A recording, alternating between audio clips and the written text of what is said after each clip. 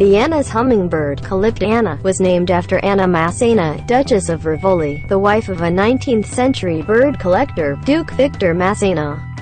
It is one of only 3 species that are permanent residents of the US or Canada, the others being the Allens and the closely related hostess hummingbirds. Hardy creatures are the only hummingbirds to winter in northern climates, provided there are plenty of winter flowers to support them. It is the only North American hummingbird species with a red crown, top of the head. It is the largest and most common hummingbird found in California, and the only one that produces a song.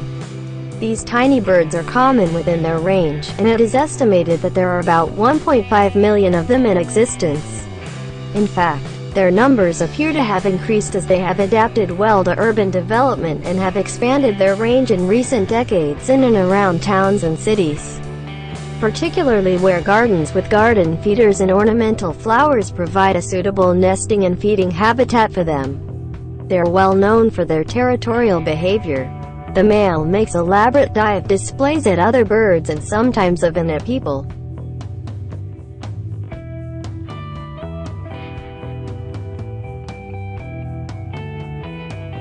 Distribution, range.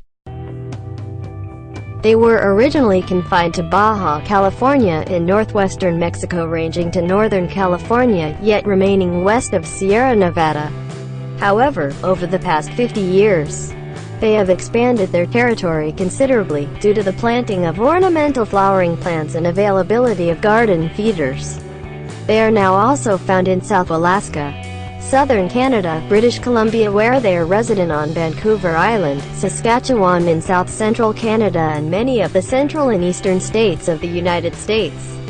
Specifically, they have been recorded in the following U.S. states: Alabama, Alaska, Arizona, Arkansas, California, Colorado, Florida, Georgia, Idaho, Kansas, Louisiana, Mississippi, Missouri, Montana, Nevada, New Mexico, North Carolina, Oregon, Tennessee, Texas, Utah and Washington. One single male was documented in Rapid City, South Dakota in October 2008. Those found within their normal range along the Pacific coast are permanent resident, while those in the eastern part of their nesting range move westward towards the coast after the breeding season. And some of those will wander far to the east and north. This being said, large numbers of them migrate from California to winter in southern Arizona. They typically remain in lower-level areas, but may move up to higher elevation mountain meadows with suitable flowering plants. They inhabit chaparral, open woodlands, fields, gardens and parks.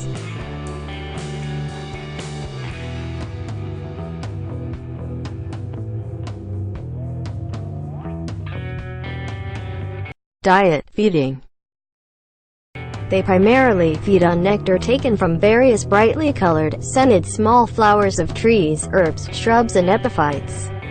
They particularly like the red or fuchsia-flowered gooseberry, Ribes speciosum, eucalyptus, red hot poker, Triatoma, lantana, the hummingbird sage, Salvia spathaceae, California fuchsia, Zauschneria californica, and the desert willow, Chalopsis linearis. They use their long, extendable, straw-like tongues to retrieve the nectar while hovering with their tails cocked upward as they are licking at the nectar up to 13 times per second. Sometimes they may be seen hanging on the flower while feeding.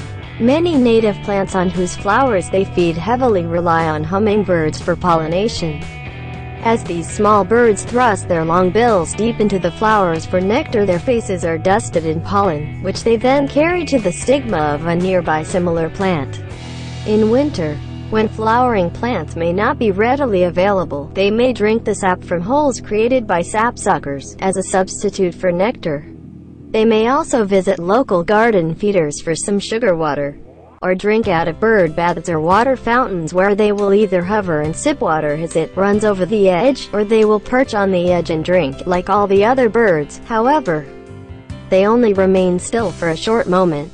They also take some small spiders and insects, important sources of protein particularly needed during the breeding season to ensure the proper development of their young. In fact, Vienna's hummingbirds consume more insects than any other North American hummingbird. Insects are often caught in flight, hawking, snatched off leaves or branches, or are taken from spider webs. A nesting female can capture up to 2,000 insects a day. Males establish feeding territories, where they aggressively chase away other male hummingbirds as well as large insects, such as bumblebees and hawk moths, that want to feed in their territory. They use aerial flights and intimidating displays to defend their territories. A PBS documentary aired January 10, 2010 showed how annas aim for flying insects, then open their beaks very wide to catch them. That technique has shown more successful than trying to aim the end of a long beak at the insect.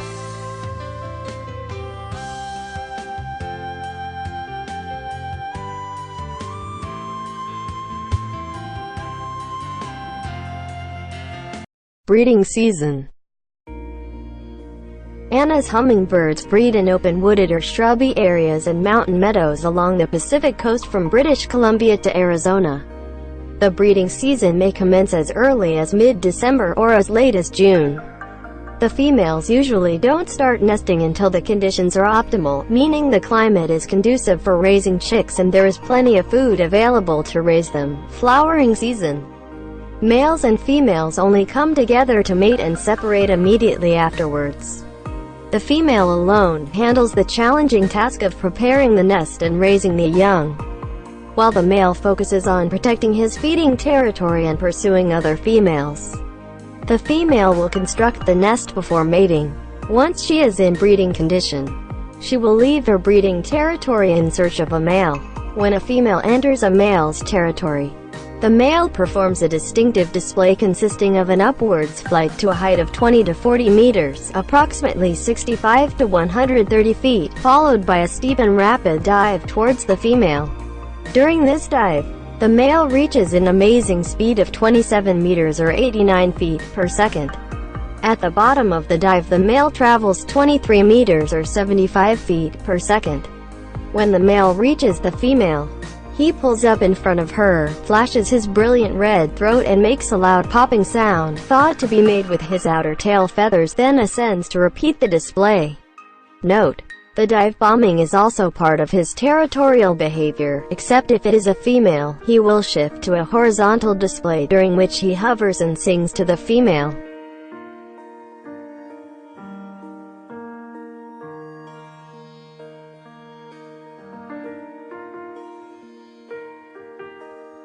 Nesting, raising the young. The female is responsible for building the round cup-shaped nest out of green moss, small twigs and dead leaves. The diameter of the nest is about 3.8 to 5.1 centimeters, 1.5 to 2.0 in, and it is usually situated in a protected location on a low, thin, horizontal branch in a shrub, bush, tree or vines, sometimes even on wires. She lines the nest with soft plant fibers, animal hair and feather down, and strengthens the structure with spider webbing and other sticky material, giving it an elastic quality to allow it to stretch to double its size as the chicks grow and need more room. The average clutch consists of 2 white eggs, which she incubates alone for about 16 to 17 days. The young are born blind, immobile, and without any down. The female alone protects and feeds the chicks with regurgitated food, mostly partially digested insects, since nectar is an insufficient source of protein for the growing chicks. The female pushes the food down the chicks' throats with her long bill directly into their stomachs. The chicks are brooded only the first week or two, and left alone even on cooler nights after about 12 days, probably due to the small nest size. The chicks leave the nest when they are about 18 to 26 days old.